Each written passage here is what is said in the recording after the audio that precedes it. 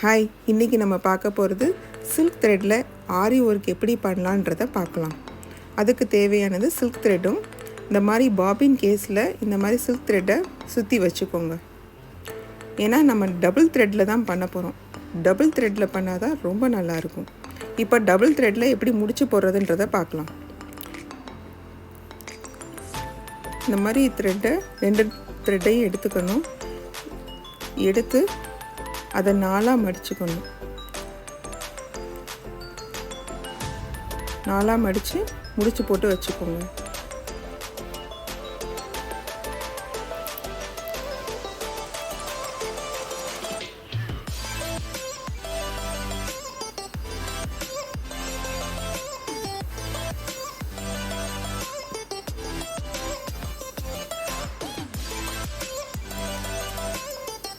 தேவையில்லாத த்ரெட்டெல்லாம் கட் பண்ணி எடுத்துருங்க.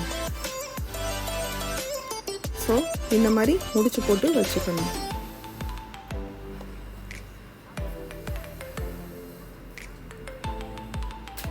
இப்போ த்ரெட்டை எப்படி பிடிக்கிறதுன்றதை நம்ம பார்க்கலாம். இந்த மாதிரி டபுள் த்ரெட்டாக இருக்கும்போது நம்ம இப்படி சுருட்டி வச்சுக்கணும். சுருட்டி வச்சு நீட்டாக இப்படி பிடிச்சிக்கணும். பிடிச்சி ஊசியை இப்படி தான் பிடிச்சி இழுக்கணும். இப்போ த்ரெட்டை அடியில் வச்சுக்கலாம், ஃப்ரேமுக்கு அடியில் வச்சுக்கலாம். இப்போ ஊசியை மேலே வச்சு மெதுவாக குத்தி த்ரெட்டை மெதுவாக மேலே இழுத்துக்கலாம்.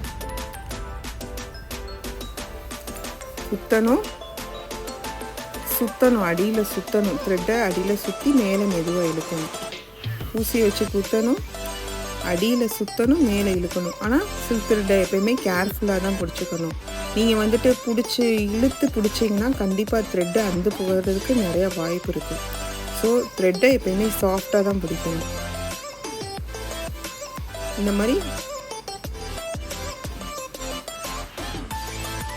மாதிரி செயின் ஸ்டிச் போட்டுக்கிட்டே வாங்க.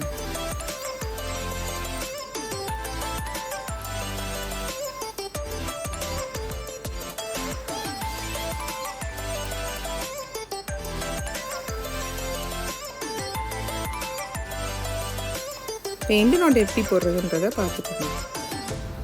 ஓகே, எண்டு நாட் எங்கள் சேனலை பிடிச்சிருந்தால் லைக், ஷேர், சப்ஸ்கிரைப் பண்ணுங்கள். தேங்க்யூ.